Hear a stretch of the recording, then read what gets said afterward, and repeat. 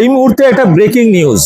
কোথাও কোনো মূর্তি ভাঙা হলে সঙ্গে সঙ্গে শুভেন্দু অধিকারী পোস্ট করে যে অমুক জায়গায় জেহাদিরা মূর্তি ভেঙেছে। কিন্তু এই মুহূর্তে যে খবরটা দেখাবো সেটা হচ্ছে শান্তিপুরের ঘটনা, এবং সেই মূর্তি ভাঙার পেছনে ধরা পড়েছে দুই সনাতনী হিন্দু।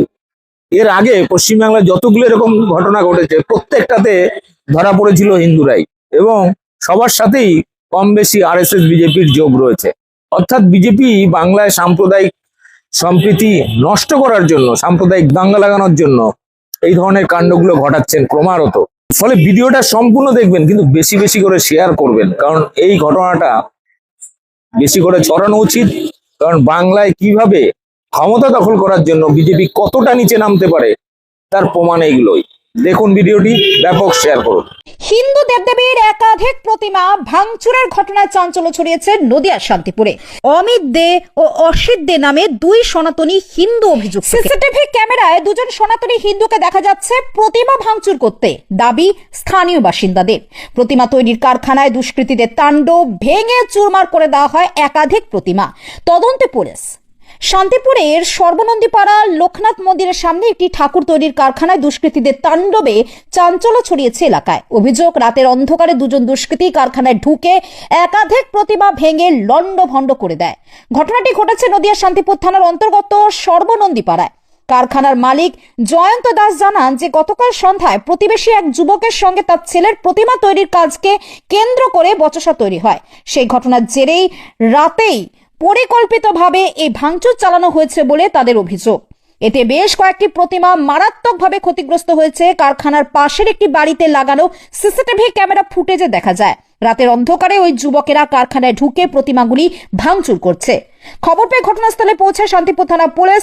পুলিশ সিসিটিভি ফুটেজ সংগ্রহ করেছে এবং ঘটনার পূর্ণ তদন্ত শুরু করেছে। এই ঘটনাকে কেন্দ্র করে এলাকায় তীব্র ক্ষোভের সৃষ্টি হয়েছে। যখনই কোথাও প্রতিমা ভাঙার অভিযোগ ওঠে তখনই এক শ্রেণীর রাজনৈতিক দল ও গদি মিডিয়া উঠে পড়ে লেগে যায় একটি বিশেষ সম্প্রদায়ের উপরে দায় চাপিয়ে রাজনৈতিক ফায়দা তুলতে। কিন্তু পরবর্তীতে তদন্তে একের পর এক ঘটনায় আসল পর্দা ফাঁস হয়।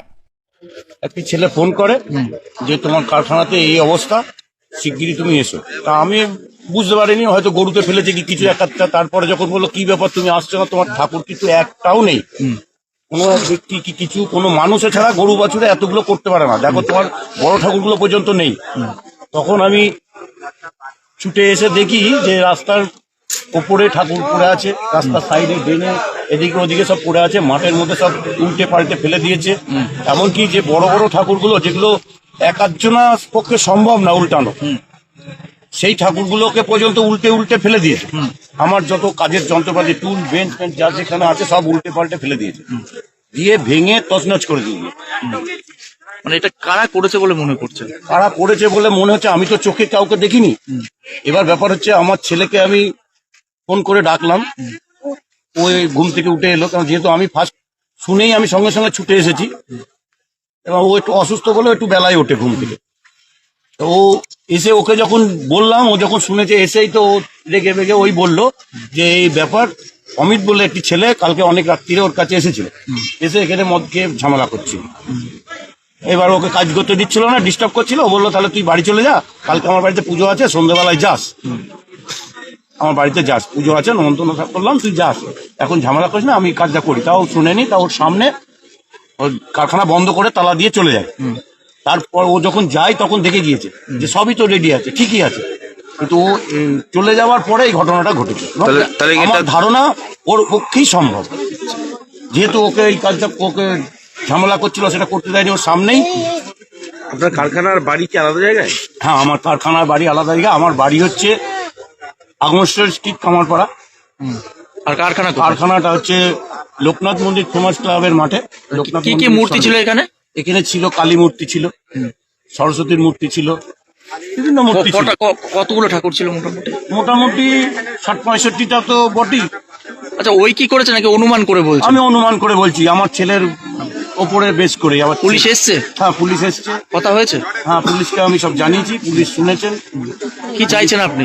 আমি চাইছি উপযুক্ত শাস্তি হোক, কারণ এইভাবে সম্ভব না। আমার যা ক্ষতি করেছে, এই ক্ষতি তো কোনোভাবেই মেনে নেওয়া যায় না। আমি এখন কি করে এই কাজগুলো কমপ্লিট দেবো লোককে? তার থেকে বড় কথা এগুলো করতে আমার তো 2 মাস সময় লেগেছে।